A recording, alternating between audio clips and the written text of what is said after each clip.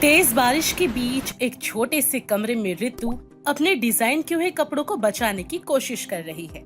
छत से रिस रहा पानी उसके महीनों के काम पर बरस रहा है।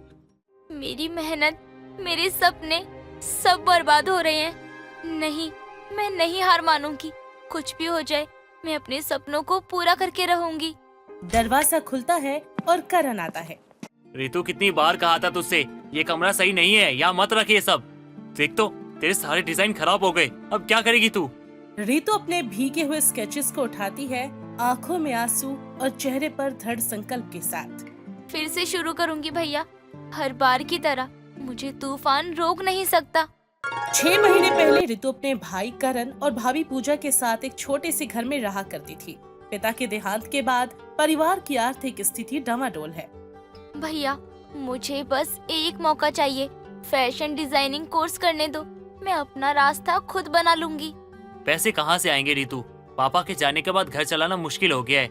औकात में रहना सीखो। कुछ भी सोचने से पहले, करने से पहले हमारी औकात देख लिया करो। क्या हमारी हैसियत है ये करने की? मैं पार्ट टाइम जॉब कर लूंगी भैया।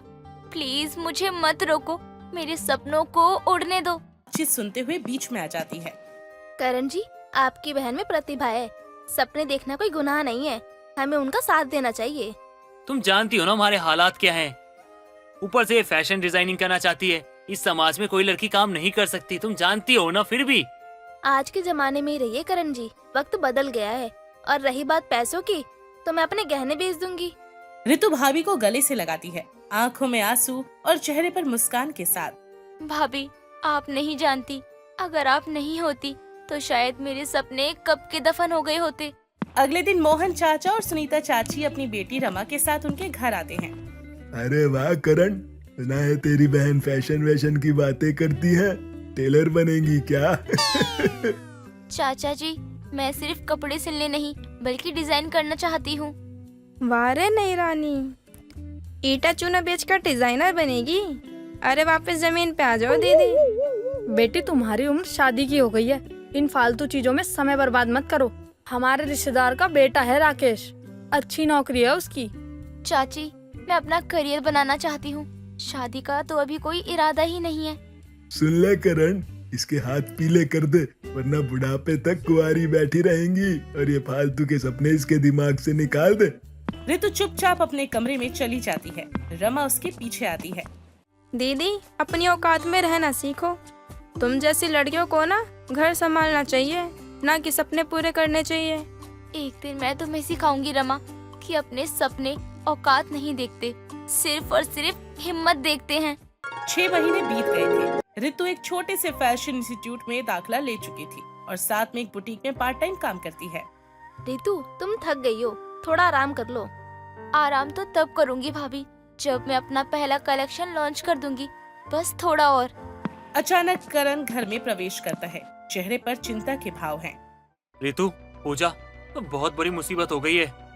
हमारी कंपनी से लोगों को निकाला जा रहा है, जिसके कारण मेरी नौकरी भी चली गई। निकाल दिया उन्होंने मुझे काम से।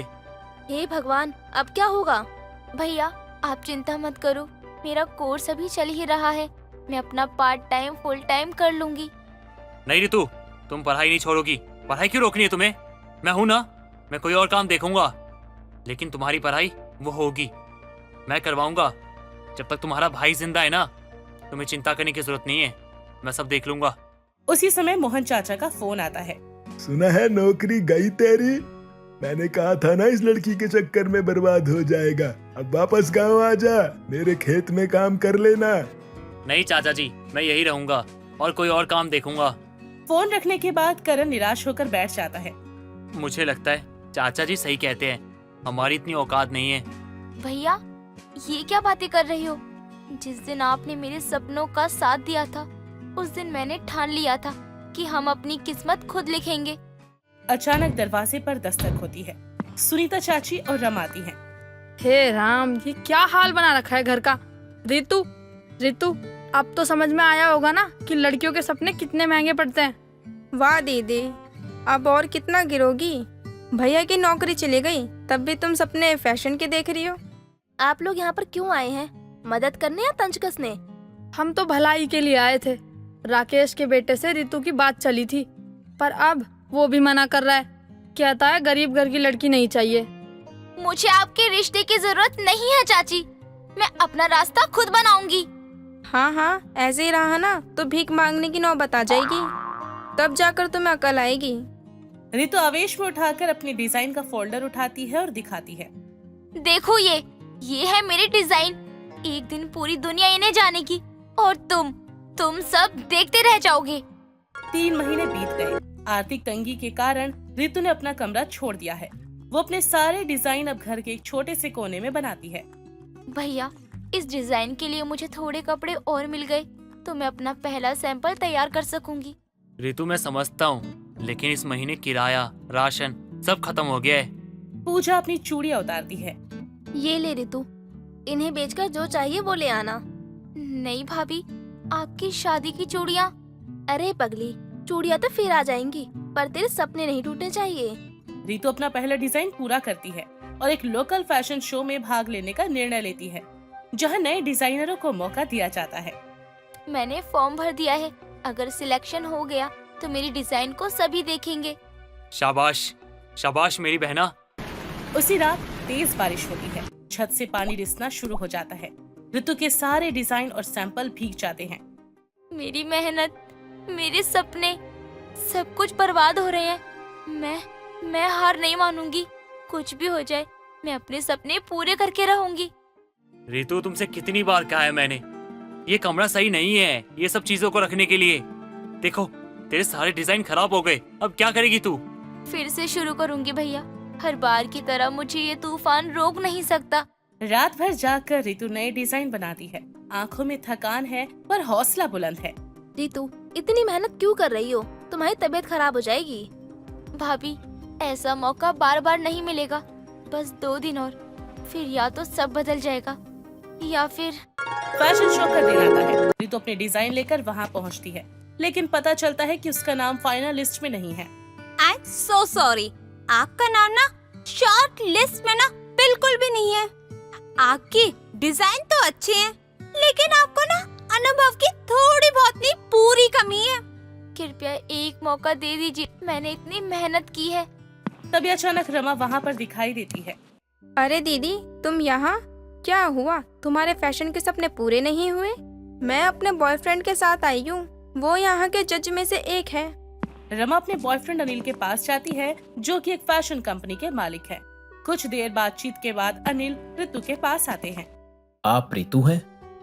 आपके डिजाइन्स दिखा सकती हैं आप? जी हाँ। इम्प्रेसिव, रॉ टैलेंट है आप में, पर अभी मैच्योरिटी की थोड़ी सी कमी है। आप मेरी कंपनी में इंटर्नशिप ज्वाइन करना चाहेंगी? सच में? बिल्कुल सर। अनिल, ये मेरी बहन है, बहुत गरीब है ये। इसके पास तो ट्रेनिंग भी नहीं है, इसको मौका क्यों दे रहे हो? रमा बिजनेस में टैलेंट देखा जाता है, बैकग्राउंड नहीं। और मुझे इनके डिजाइन्स में थोड़ी फ्रेशनेस दिखी। रमा गुस्से में वहाँ से चली जाती है और मोहन चाचा को फोन करती है। 6 महीने बाद रितु अनिल की कंपनी में अच्छा काम कर रही है। उसके डिजाइन्स को भी काफी पसंद किया जा रहा है। रितु तुम्हारे विरासत कलेक्शन को कंपनी लॉन्च करना चाहती है। ये तुम्हारा पहला बड़ा ब्रेक होगा। सर मुझे विश्वास नहीं हो रहा। मैं अपने भैया भाभी को जरूर बताऊंगी। घर पहुंचकर रितु को पता चलता है कि मोहन चाचा, सुनीता चाची और रमा वहाँ पर आए हुए हैं। वाह रितु, सुना है तुम अनिल की कंपनी में काम कर रही हो। क्या चाल चली है बेटी तुमने? चाचा जी, मैंने कोई चाल नहीं चली। ये सब तो मेरी मेहनत का फल मिल रहा है। मेहनत? हाँ, हम सबको पता है कि तुम्हें नौकरी कैसे मिली है। अनिल मेरा बॉयफ्रेंड है और तू मेरी बहन। अनिल को तरस आ गया होगा, इसलिए तुमको रख लिया। रमा अपनी जुबान संभालो, तुम रितु से ऐसे बात नहीं कर सकती। सच कड़वा लगता है भैया, इसके डिजाइन कोई खास नहीं है, बस अनिल को फंसा लिया इसने। तुम्हें मेरी मेहनत का मजाक उड़ाने का कोई हक नहीं है रमा। देखो बेटी, पहले घर की इज्जत का सवाल है। लोग क्या कहेंगे कि शादी से पहले लड़के के साथ। बस कीजिए चाची, आप लोगों ने हमेशा मेरे सपनों का मजाक उड़ाया, मेरी मेहनत को कभी सम्मान नहीं दिया, और अब जब मुझे सफलता मिल रही है तो मेरे चरित्र पर उंगली उठा रही हो। जबान लड़ाती है। करण, इसे कुछ सिखाया नहीं तूने? चाचा जी बस, बहुत हो गया आपका। आपने मुझे क्या कुछ नहीं कहा। मैंने कभी आपको जवाब नहीं दिया, लेकिन बात जब मेरी बहन पे आएगी ना, तो मुझसे बुरा कोई नहीं होगा। मैं अपनी बहन को अच्छे से जानता हूँ, वो ऐसा कुछ नहीं कर सकती। वो अपनी मेहनत से आगे बढ़ी है, ना कि कोई गलत काम करके। अचानक अनिल वहाँ पर आ जाते हैं। जी नमस्ते, मैं अनिल हूँ, फैशन क्रिएशन का मालिक। मैं ऋतु के काम से बहुत प्रभावित हूँ, इसलिए उनसे घर मिलने आया हूँ। अनिल, तुम यहाँ? हाँ रमा, और सुनो, मैं चाहता हूँ कि तुम मेरी कंपनी छोड़ दो। तुम्हारा व्यवहार प्रोफेशनल नहीं है, और हाँ, हम कभी भी रिलेशन में नहीं थे, सिर्फ तुम्हारा एक तरफा आकर्षण था। ये क्या बकवास है? ऋतु का विरासत कलेक्शन हमारी कंपनी का सबसे इनोवेटिव प्रोजेक्ट है। ये भारतीय परंपराओं और आधुनिकता का अनूठा मिश्रण है, और ये सब ऋतु की मेहनत और प्रतिभा का नतीजा है, किसी रिश्ते या सिफारिश का नहीं। रमा शर्मिंदा होकर वहाँ से चली जाती है। आप लोगों को गर्व होना चाहिए ऋतु पर, वो हमारी कंपनी की राइजिंग स्टार है। सर, हमें उस पर हमेशा से गर्व था, बस इस समाज ने उसके सपनों को समझने की कोशिश नहीं करी। 1 साल बाद ऋतु का विरासत कलेक्शन बड़ी सफलता के साथ लॉन्च हो चुका है। उन्होंने अपना छोटा स्टूडियो भी खोल लिया है। भैया भाभी, आज मेरे लिए बहुत खास दिन है। मेरे पहले स्टूडियो का उद्घाटन है। ऋतु, तेरे भाई को और तेरी भाभी को हमेशा तुझ पे यकीन था, और तूने आज साबित कर दिया। औकात से बाहर के सपने देखने पर ही उसे पूरा किया जा सकता है। रितु, तुमने तो कमाल कर दिया। उद्घाटन समारोह में मोहन चाचा, सुनीता चाची और रमा भी आते हैं। बेटी, हमें माफ कर दो, हमने तुम्हारे सपनों का सम्मान नहीं किया। चाचा जी, आप मेरा परिवार हो, मैंने कब का माफ कर दिया आप लोगों को। दीदी, मुझे माफ कर दो, मैं जलन में अंधी हो गई थी। हम सब सीखते हैं रमा, मैंने धैर्य सीखा, तुमने सच्चाई। अब हम साथ आगे बढ़ेंगे। अनिल अपने परिवार के साथ वहाँ पर आते हैं। ऋतु, तुम्हारा स्टूडियो बहुत खूबसूरत है, और मैं चाहता हूँ कि तुम हमारी कंपनी की क्रिएटिव डायरेक्टर बनो। सच में मैं नहीं जानती कि क्या कहूँ। ऋतु अपने भाई और भाभी को गले लगाती है। मैं आज जो कुछ भी हूँ सिर्फ आप लोगों के साथ और विश्वास की वजह से हूँ। आपने मुझे सपने देखने की हिम्मत दी। नहीं ऋतु, तूने हमें सिखाया है कि हौसला अगर ऊंचा हो तो औकात नहीं देखी जाती। और हमारी बेटी एक दिन फैशन हाउस खोलेगी, जिस पर हम सबको गर्व होगा। ऋतु स्टेज पर आकर माइक पर बोलने लगती है, आंखों में आंसू और चेहरे पर गर्व के साथ। आज मैं यहाँ अपनी कहानी आप सबके साथ साझा करना चाहती हूँ। एक वक्त था जब मेरे पास कुछ भी नहीं था सिवाय सपनों और उन्हें पूरा करने के जुनून के अलावा। मेरे जीवन में कई तूफान आए, कई बार मेरे काम बर्बाद हुए, कई बार हार मानने का मन हुआ, लेकिन मेरे भैया और भाभी ने कभी मेरा साथ नहीं छोड़ा। भीड़ में तालियां गूंज उठती है। ऋतु का स्टूडियो हौसलों की उड़ान का उद्घाटन फीता काटकर किया जाता है। मेरा ये स्टूडियो सिर्फ कपड़ों की दुकान नहीं है, ये उन सभी लड़कियों के लिए प्रेरणा का स्रोत है जो अपने सपनों को पूरा करने के लिए संघर्ष कर रही हैं। मैं चाहती हूँ कि हर कोई अपनी उड़ान भरे, वो भी बिना किसी डर के। सभी खड़े होकर तालियां बजाते हैं। मोहन चाचा भावुक होकर ऋतु के पास आते हैं। बेटी, आज मुझे समझ आया कि परंपराओं के नाम पर हम कितनी प्रतिभाओं को कुचल देते हैं। तुमने हम सबको बदल दिया है। हाँ बेटी, अब मैं अपनी सभी बेटियों को पढ़ाऊंगी और उन सबके सपने पूरे करूंगी। दीदी, मुझे माफ कर दो, मैंने हमेशा तुम्हारा मजाक उड़ाया। आज मुझे तुम पे गर्व है। मैं भी अपना करियर शुरू करना चाहती हूँ, क्या तुम मेरी मदद करोगी? जरूर रमा, हमारी कहानी अब मिलकर आगे बढ़ेगी। कोई भी सपना छोटा नहीं होता और कोई भी संघर्ष व्यर्थ नहीं जाता। बस जरूरत है तो सिर्फ हौसले की, विश्वास की और अपने सपनों को जीने के जुनून की। महेश काफी गरीब था। वो अपने घर का एक वक्त का खर्चा चला पाता, यही बहुत था। लेकिन महेश की मजबूरी उसके घर में उसका 9 साल का बेटा और पत्नी चंदा नहीं समझ पाते थे। उनकी हर रोज की फरमाइशें जारी रहती, जिसमें से कुछ तो महेश पूरी कर देता, लेकिन कुछ वो पूरी नहीं कर पाता। अब एक रोज देर रात महेश थका हारा घर आता है, लेकिन वो देखता है कि उसके घर का गेट खुला है, लेकिन घर पर कोई नहीं है। ये देखकर महेश अपने बेटे और बीवी को आवाज लगाता है। चंदा, रवि, कहाँ हो तुम लोग? ना जाने बिना बताए ये लोग घर का गेट खोलकर कहाँ को चले जाते हैं। अब महेश हाथ मुंह धोकर फिर से अपनी पत्नी को आवाज लगाता है। इस बार भी कोई जवाब नहीं आता। और तो और अब महेश अपनी पड़ोसन विमला के घर जाता है तो वो देखता है कि उसकी बीवी और बेटा वहीं बैठकर टीवी देख रहे हैं। अब विमला महेश को देखकर कहती है, बेटा महेश आ गया काम से, ये रही तेरी बीवी चंदा, आज शाम से यही है सब। अरे मुझे तो समझ नहीं आता, टीवी हो गया कि बवाल हो गया। जब देखो तब टीवी में खुद तो घुसी ही रहती हो, और तो और इसे भी नालायक बना दिया है। चैन से जीने भी नहीं दोगे तुम। खाना तो था ही घर पर, खाकर सो जाते ना। इतनी अच्छी फिल्म चल रही थी यहाँ पर। हाँ पापा, आपको भी अभी आना था, कितना मजा आ रहा था। चुप करके घर चलो और तुम खाना बनाओ, मैं सुबह का खाना नहीं खाऊंगा, समझी? चंदा अपनी पड़ोसन विमला के घर में अपने घर का कामकाज छोड़कर टीवी देखने में लगी हुई थी।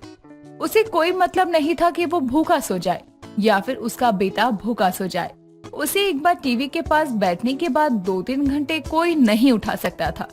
महेश अपनी बीवी की इस आदत से बहुत परेशान था, लेकिन वो कर भी क्या सकता था। अपनी बीवी को समझा देता, लेकिन फिर भी उसका रवैया वही रहता। अब अगली सुबह महेश जब काम पर जाने लगता है तो अपने बेटे रवि से कहता है, ठीक से स्कूल जाना और समय पर घर लौटना।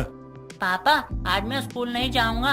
आज ना टार्जन मूवी आने वाली है टीवी पर। विमला आंटी के घर मुझे समय से जाना है, वरना मेरी मूवी छूट जाएगी। मैं चलता हूँ पापा, अभी के लिए टाटा बाय बाय। देखो ये तुम्हारी आदतों की वजह से इतना बिगड़ गया है। तुमने इसे कुछ सिखाया होता ना तो आज ये अपने बाप से ऐसे बोल कर नहीं जाता। यही उम्र है खेलने कूदने की, जाने दो, बच्चा है जी। अरे यही उम्र है पढ़ने लिखने की, जाने दो, क्या फर्क पड़ता है। कल को ये भी मेरी तरह किसी का काम करेगा। आपको इतना कहा कि टीवी ला दो, लेकिन मेरी कौन सुनता है। अब तुम नहीं सुनोगे तो मुझे विमला आंटी के पास मजबूरन जाना ही पड़ता है ना। अगर तुम टीवी ला दो तो मैं रवि को विमला आंटी के पास जाने भी ना दूं और उसकी पढ़ाई भी हो जाएगी। कहाँ से लाऊं इतना महंगा टीवी? मुझे तो समझ नहीं आ रहा, इस गरीबी में मैं अपना घर कैसे चलाऊं। अब महेश सोचते हुए काम पर जाता है और काम करते हुए भी बहुत परेशान रहता है।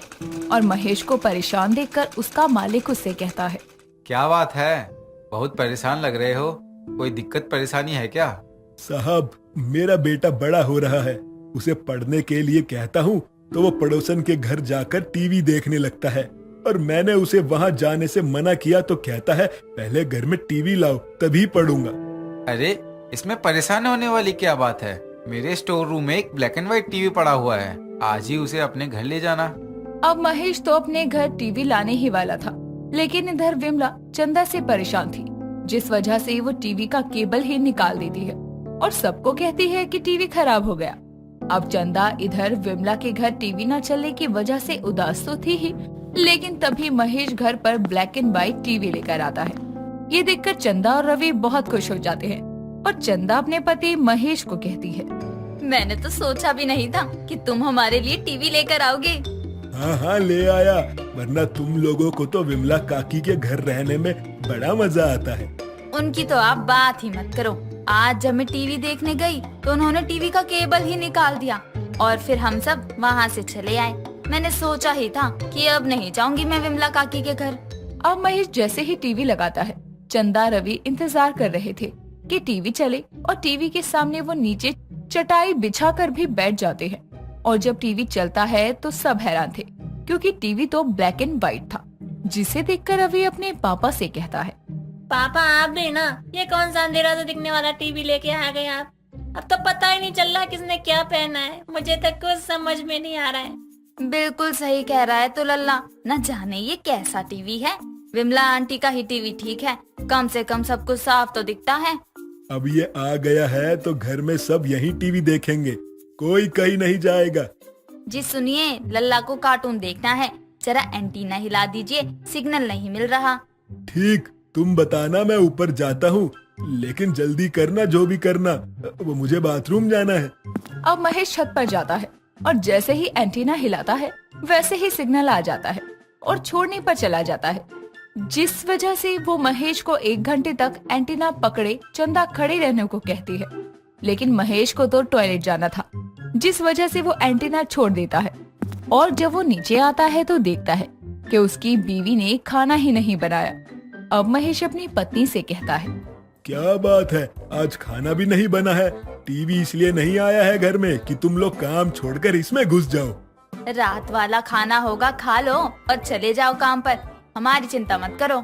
महेश सोचता है कि उसके घर में टीवी आ जाएगा तो घर की स्थिति ठीक हो जाएगी, लेकिन यहाँ का माहौल तो और ज्यादा बदल गया है और चंदा को काम करने का मन ही नहीं करता था और रवि को पढ़ाई लिखाई से कोई मतलब नहीं था। ऐसे ही समय बीतता है और रवि के स्कूल से उसके एग्जाम का रिजल्ट आता है, जिसे देखकर टीचर महेश को स्कूल बुला कर कहती है, आपका लड़का सभी सब्जेक्ट में फेल हो गया। इसे आप घर पर पढ़ाते नहीं है क्या? यहाँ आकर बस गाने गाता रहता है और इसने एक पेपर में भी शीला की जवानी गाना लिखा है। जी मैडम, पढ़ता तो बिल्कुल नहीं है ये नालायक, लेकिन अब से मैं इसे पढ़ने लिखने के लिए जरूर कहूँगा। अब महेश को बहुत ही गुस्सा आता है कि ना तो उसका बेटा पढ़ रहा है और ना ही उसकी बीवी के घर का कामों में मन लग रहा है। और महेश घर आता है तो देखता है कि उसका बेटा रवि, उसकी बीवी और कई सारे बच्चे बैठकर टीवी देख रहे थे। पूरे घर में सन्नाटा पसरा हुआ था। ये देखकर महेश उस ब्लैक एंड व्हाइट टीवी को उठाकर पटक देता है और वो टूट जाता है। ये देखकर चंदा अपने पति से कहती है, जी क्या हुआ? कोई गलती कर दी क्या मैंने? आपने अपना गुस्सा टीवी पर क्यों निकाला? तुमने कोई गलती नहीं की, गलती तो मैंने की जो तुमसे शादी कर ली। गलती तो ये भी की मैंने कि घर में ये टीवी लगवाया ताकि तुम सुधर जाओ, लेकिन किसी पर कोई असर नहीं हुआ। अपने इस निकम्मे बेटे से पूछो किस सब्जेक्ट में पास हुआ है ये। मेरा बेटा तो सब सब्जेक्ट में पास होगा, कैसी बात करते हैं आप? माँ, मैं ना सब सब्जेक्ट में फेल हो गया हूँ। जिस गुस्से में महेश टीवी तोड़ देता है। महेश अपने परिवार को खुश तो रखना चाहता था, लेकिन उन खुशियों का उसकी बीवी और बच्चे फायदा उठा लेते थे।